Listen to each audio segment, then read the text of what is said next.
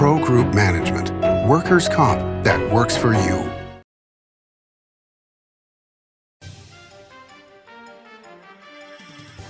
Welcome to Nevada Newsmakers. On the broadcast today, we're going to talk about solutions to the homeless problem in northern Nevada with Neoma Jardon, Alexis Hill, and Par Tolles. It's all coming up next on an all-new Nevada Newsmakers. Hello, is this D&D Roofing? Yes, it is. How may I help you? You did such a great job on my roof. May I speak to the owner? I am an owner. Oh, can I speak to your supervisor? Sure. How may I help you? I love your work. May I speak to the owner? I am an owner. We're all owners. Well, that's why at D&D we work so hard to keep your home safe and sound. Oh, no wonder. D&D Roofing and Sheet Metal. Local, employee-owned, here for you. Retail's impact on Nevada's economy? Enormous. 8,600 businesses, large and small, employing 145,000 workers. And last fiscal year, retail paid tax on nearly $60 billion in sales. We're the Retail Association of Nevada. We support retail, we help it grow, and we mean business. RANNV.org. Pro Group Management specializes in providing industries with the necessary components to satisfy and exceed workers' comp requirements. Every business has unique needs and specific regulations. Pro Group Management stays ahead of the curve, providing up-to-date services to keep your industry in top form. Discover how we simplify your tasks, improve efficiency, and reduce expense to keep you moving in a positive direction. Pro Group Management, workers' comp that works for you. Truck drivers are some of the hardest working people you'll meet, delivering over 70% of America's freight and 92% of Nevada's. When there's a natural disaster, they're delivering critical supplies to help those communities recover and rebuild. Every sector of the economy and our nation's military rely on truck drivers. So let's take a moment to say thank you. On the open road or city streets, our truck drivers are rolling to make our economy and our nation stronger. Trucking moves America forward. This is Nevada Newsmakers with host Sam Shad, a no-holds-barred political forum.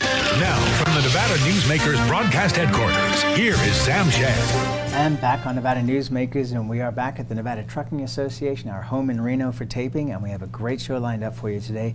Neoma Jardon is here with Reno City Council, Par Tolles with Tolles Development, and Alexis Hill, Washoe County Commissioner. Pleasure to have you on the program. Thank you. In your first term here.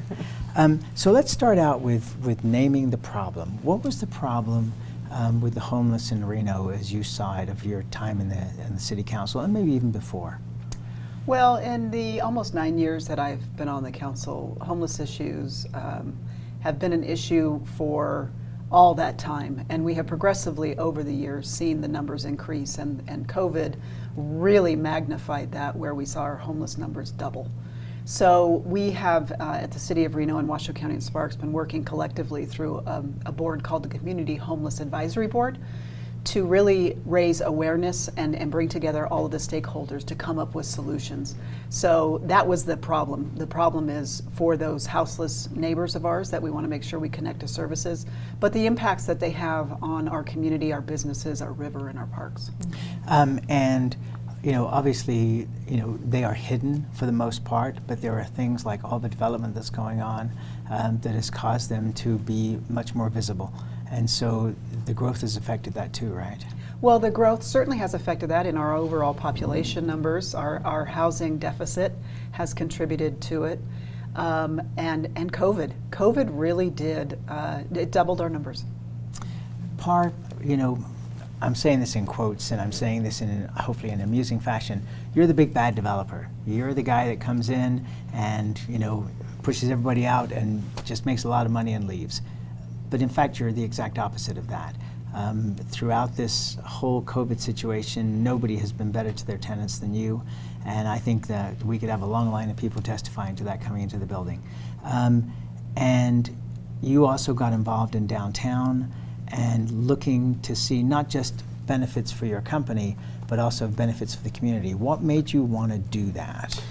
Neoma's heard this, me say this a number of times, but I worked downtown for the last 10 years, and the current development the casinos and the parking garages, and I would say a little bit of a lack of landscaping tend to frame the issue, right? And we're like, when you go downtown, they're like big movie screens.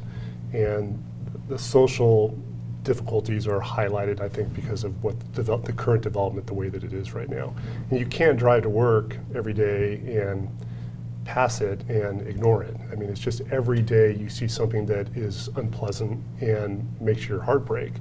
And so I think from our standpoint, from somebody that's developed here for a long time but will continue to develop here, we want to do good redevelopment, good value add development, but we don't want to have a blind eye to just the social needs in making our city better. And I think there's kind of a holistic approach to good real estate development, but also what can we do from a social aspect to take Reno to the next level and hopefully be a model for what I think redevelopment looks like, both compassionately but also creatively. And we'll talk more about that, I know, in the interview, but that's been the heart of our company and what we want to continue to do. And development also moves people. So, when you have an area that gets redeveloped, the homeless that have been hiding out in that area are suddenly pushed to other areas, and Reno is developing dramatically.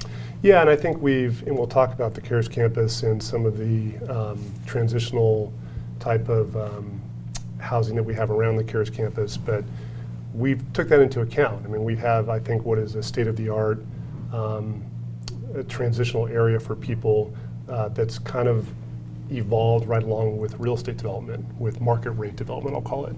And so I think both have to happen, hand in hand, and I think they are.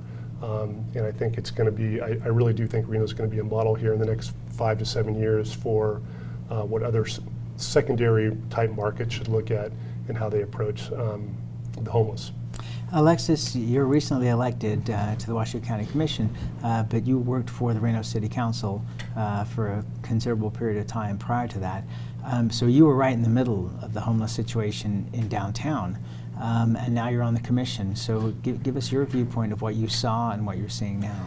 Well, what I'm so excited about is that the region is coming together. The Washoe County Commission is really coming to, with the Reno City Council and the Sparks City Council, through the leadership of the CHAB and Councilwoman Jardon, who's been our chair, to really fix these issues and not just put people in emergency shelter for a decade, actually get them actively into transitional housing, and for some people who really need it, supportive housing. So we are looking at collecting the data and working with we have so many people that actually do this work in our region that we have been not connecting the dots with, and so putting everyone through the same system, and so I think that is really exciting. Working in downtown and with special events, it was tough because there were a lot of homeless people that were displaced with every special event that happened, and so I think that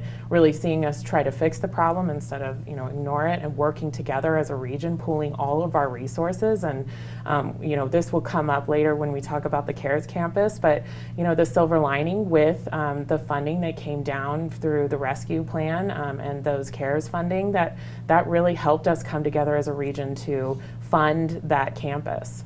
All right, let's take a break. We'll come back much more on this topic, which is not only relevant to Reno Sparks and Washoe County, but is also relevant to a lot of our favorite cities from Seattle to San Francisco. We'll be right back. Enjoy exceptional value and a comfortable atmosphere at the all-new Nevada Steak at Tamarack Casino. Great food, fine wines, and delectable desserts. Ooh, your good times at Tamarack. The Do It Right guys at Nevada Heating have one mission. Your air conditioner breaks down today. We fix it today. Why sweat for days while your air is down, when Nevada Heating can get the job done today, and you can get cool again? For nearly 50 years, locally owned Nevada Heating has been getting the job done right. Call today at 323-5585 or see us online at nevadaheating.com. Enjoy exceptional value and a comfortable atmosphere at the all-new Nevada Steak at Tamarack Casino. Great food, fine wines, and delectable desserts. Ooh, your good times at Tamarack. This is Nevada Newsmakers. And back on Nevada Newsmakers, we continue our conversation with Neoma Jardon, Alexis Hill, and Par Tolles. Neoma, you did a lot of research on the homeless and what was being done in other places. What did you learn on your travels? You know, what we learned from a lot of the best practices was, one, you had to bring all of the stakeholders and providers together to understand who was doing what, where duplications may exist, and where gaps may be. And that was a lot of the work that the Built for Zero, that the Washoe County is the lead on, collected a lot of that data and brought all of those stakeholders together to understand that first. We also looked at a number of different campus environments and homeless programs across the nation to see what might we be able to do here that could be most effective. And what we found was when you disperse a lot of the programs and services, they're very difficult from a fiscal standpoint and physical standpoint to service. So the concept of a campus environment where you could have everything from the main shelter to court services, to DMV services, to mental health services, to job search, all in one location, so our houseless neighbors aren't traveling all over the place to get those things, and the impacts would be less significant all over, was really the model that we wanted to pursue, and that's how the Nevada Cares Campus came to be. You know, Par, as you looked at what was going on downtown, you know, you were very involved in that situation there. What did you find in terms of the people, for those that wanted help versus those that did not want help? Yeah, and I think I'm still learning a little bit, but we started out with the Village on State Street, which was a $400 a month single room tenancy. And our hope was that we could get to people before they became houseless. And we've found that over the last, I guess it's been in operation now for a year and a half, 2 years. We're almost 100% full, and it's working the way we thought. People come there, they're there for 6 months, they mature in their employment, and we're able to move them out to what's standard housing. And so, and the stories we have coming back from State Street are great. I mean, this is exactly what I needed. You bridged the gap for me. I was able to get my sea legs, and now I've moved on to a normal housing situation. I think from the actual shelter itself, I think we're still understanding who really is now getting comfortable with, okay, this is a safe place for me to come. I can get help and services, and everything has happened so quickly with the CARES campus. I mean, we got $17 million. We're doing 10 years worth of work in 8 months. So it's, you know, all of us coming together to try to figure out, okay, how do we make this place, you know, a cutting edge campus for the houseless. And I think as people get more comfortable with, okay, this is really a large place, I do feel safe, there are services here, then we're going to get people that want help and seek help more than maybe they have in the past. Alexis, as you've looked at this, what percentage do you feel are people that can be helped versus people that don't want to be part of society? Well, one of the things that we asked an expert who actually is on contract now with us, who does this work in Gainesville, Florida, and has had really successful rapid rehousing strategies and safe camp strategies that we are looking to replicate, is that people do want to move from the street. It's how we meet them on their journey is the question. And so I think that there's a lot of misperceptions that people they want to live on the street forever, and that's actually not the case. It's finding them where they are at and seeing where we can help them in their journey. So meeting them if they don't want to go into a big campus, the CARES campus. I think the campus we're eventually going to be at 600 or 500 or so people on site. If they don't want to be in a large campus like that, we will have a safe camp that will be opening mid-June that the county will start operating. And that is actually a safe camping area where we also will be working with these rapid rehousing specialists to get people housing as well, get them their IDs. So meeting them where they're at there. Also, there are people who are living on the street that it's temporary. It's because they broke up with a boyfriend or they lost a job. And how do we find those people before they are on the street for a longer time and have, you know, spin out into addiction issues? And that's what we found too, is the data is that if you had an addiction before you're living on the street, it's even worse. So really, you know, seeing how we can find a way to help people get back, you know, on a path of sobriety, and also ensuring that we're, you know, working with them on all the things that they need to get that housing next. And there's also mental health issues, and we as a state need to work on funding mental health issues. So we have folks that are living in transitional housing that really need to be in supportive housing long term. So that's something that the county is working on too. So I'm very hopeful that people do want to seek out help, but I think that also what we're doing as a region is, here's how you find help in our region, here are the avenues, and if that's not of interest to you, move along kind of deal. So there's two things that Alexis has raised here, Neoma. One is IDs. We had the ACLU on the program a couple of years ago, and they were talking about the fact that, well, they say, and I don't know if it is a fact, but that 10% of the population of Nevada does not have ID. So the whole concept of, I don't want to confuse the two issues here, but the concept of voting when you don't have ID, and people are saying, you should have ID. My thought is, then we need to figure out who all these people are and get them IDs, because how do you even live without an ID? Well, and what we see with the homeless population is that that's the barrier for a lot of things that they're seeking to get onto that, what I call the next rung on the ladder. And oftentimes it's as simple as they need a ride to the DMV. They need some assistance to get their Social Security card reissued. They need some of those things. That's what the CARES campus and having the facilities on property is, to help them navigate. I mean, the DMV of late is a little difficult to navigate, but to help them through that process to get that ID, so then they can begin their path to the job interviews, to, maybe they need some medical assistance and prescriptions and that sort of thing. So that's kind of what that thought is to have everything on the campus to really help those individuals start on the rung on the ladder to stability. And the entire area around the Nevada CARES campus, which is a 15-acre, $17 million acquisition to build the one main structure and then the 15 acres as well.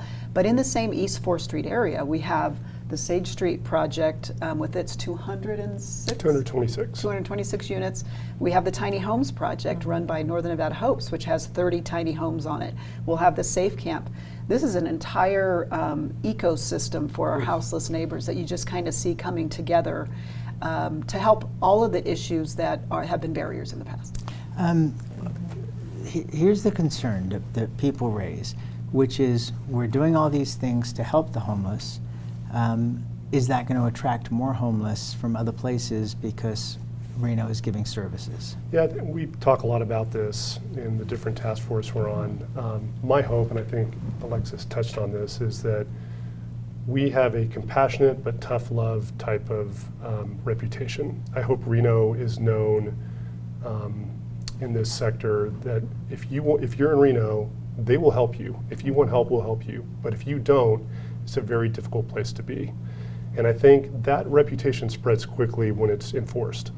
And I think you'll find that people won't come here if they're held to some sort of accountability.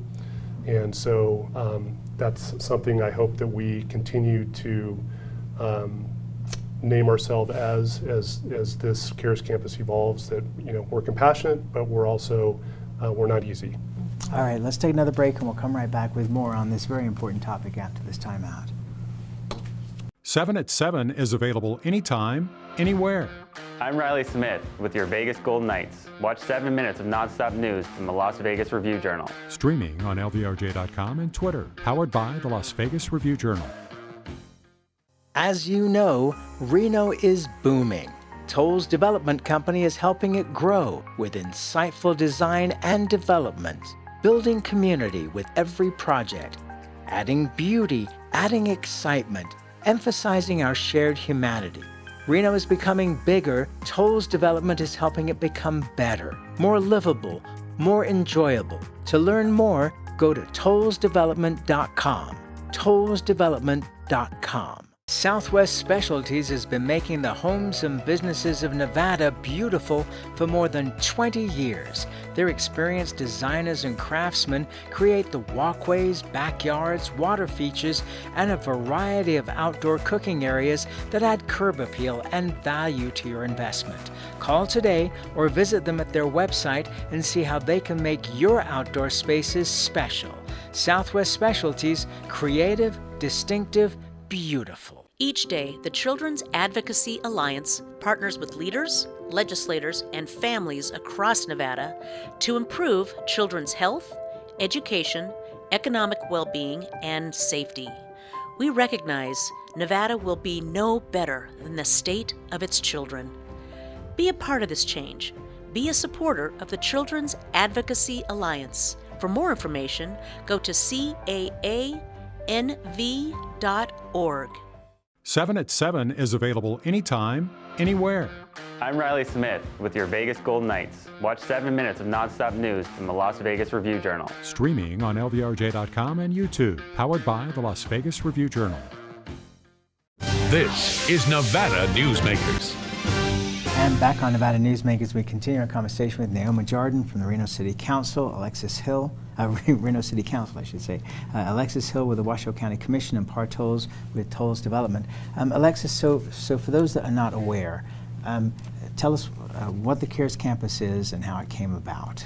Well, the CARES Campus was this coming together of the Reno City Council, the Sparks City Council, and Washoe County, and it actually happened before I actually got on board, but it was such an exciting vote for the community because it was everyone using those CARES dollars together to really solve this problem. So as I stated earlier, when we had special events and people would move and then they come back into downtown, instead of moving the problem, we're actually trying to fix the problem as a region, and I think people are ready for that. The community is very excited about that, and so this is a large campus that VOA is the contractor to operate. They have Volunteers of America. Yes, correct. Thank you. Yes, they have caseworkers on site, and it's looking like we'll be having 500 to 600 people on site, and they will be working with those caseworkers for housing. And that's something that when the county takes over this contract, and it's looking like the county is going to take over the continuum of care, because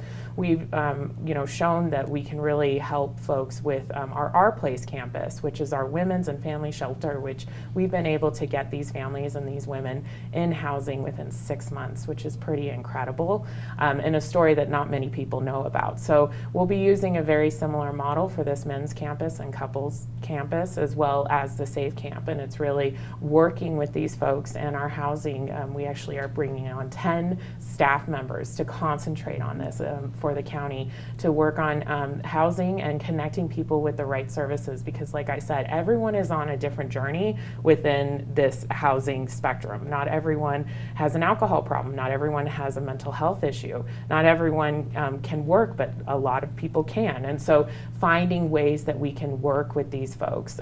So it really was bringing people together, and then we're looking at, and we are all actually on a committee for phase 2 of this campus. We're going to make it a nice pleasant spot where people can stay during the day, and maybe they're not wandering off and doing things that could be destructive during the day during our downtown, and disturbing tourists, and also laundry services, mental health services. We want to have a day center so that people that don't want housing don't need it yet, but need some help where they could need housing, that we'll have those services there too. So veterinary care, all of those things are phase 2, and it's a huge campus and a lot of opportunity.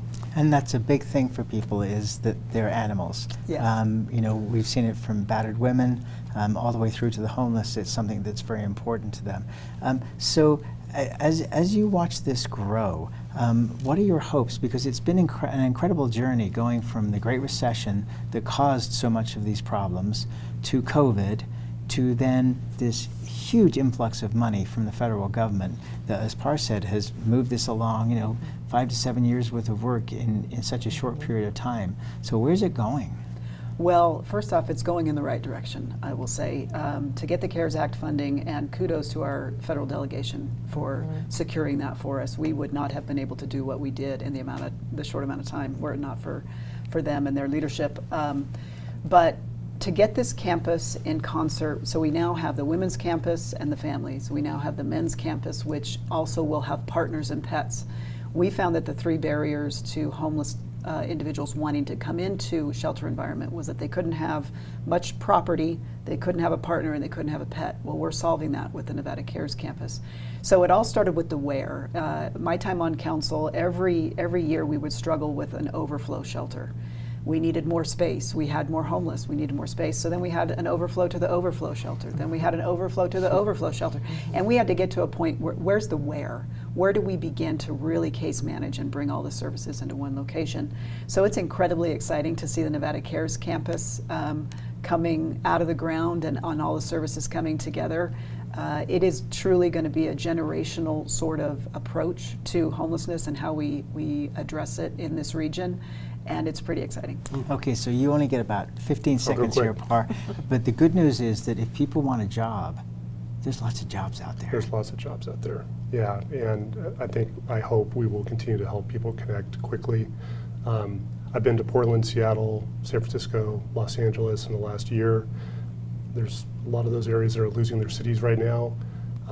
We can't lose Reno, and I think and we're on the edge. If you've seen the river in the last year, you know we're on the edge. This is, I think, our ability to quickly get ahead of the issue, maybe not totally ahead, but we're in lockstep, and to bring some help and also save our downtown and be a model to others that you really can help and succeed in this issue. Thank you all so much. It's a great project, and we'll have you come back and talk more about it. And bring Sparks in as well. Absolutely. Okay, thank you all. Thank you. And we'll be right back. Brian Culpa Photography was born in the rolling hills of Massachusetts, and now he can help you experience the stunning beauty of Nevada in a whole new way through the power of flight. Flying has always been a passion for Brian, and at Brian Culpa Photography, he can make your imagination soar. Brian has the creative mind and tools to tell your unique story. Experience the bird's eye view at brianculpaphotography.com.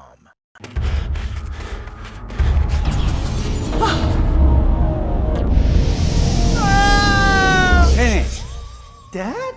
What are you learning? This place is great. Huh? You gotta try this. Wow, this stuff is great. People are gonna love it. Yes. Yes, they will. As you know, Reno is booming. Toll's development company is helping it grow with insightful design and development, building community with every project, adding beauty, adding excitement, emphasizing our shared humanity. Reno is becoming bigger. Toll's development is helping it become better, more livable, more enjoyable. To learn more, go to tollsdevelopment.com. tollsdevelopment.com. Take a look at Pro Group Management and see how your workers' comp requirements can be met head-on. By taking a proactive approach, Pro Group can assure that your company is meeting or exceeding state and federal standards. As you move forward in your industry, Pro Group moves with you, simplifying regulatory tasks, clearing the way so you can get the job done and look to your future success. Pro Group Management, workers' comp that works for you. You can now watch Nevada Newsmakers on YouTube. Subscribe to our Nevada Newsmakers channel.